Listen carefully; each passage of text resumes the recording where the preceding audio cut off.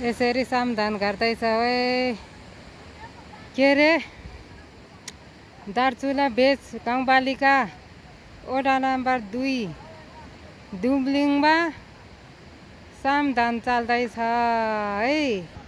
यसरी चलिरहेछ सामधान सामधान जय सामधान। यहाँदेखि यसरी माथि उपाएर ओसार्दैछ। यहाँ चाहिँ पुलको त्यो बस्छ, यहाँ चाहिँ खाँदैछ है।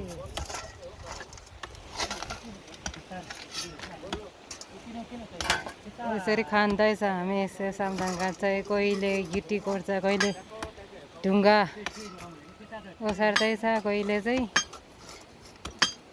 यो ओसार्दैछ धुलो।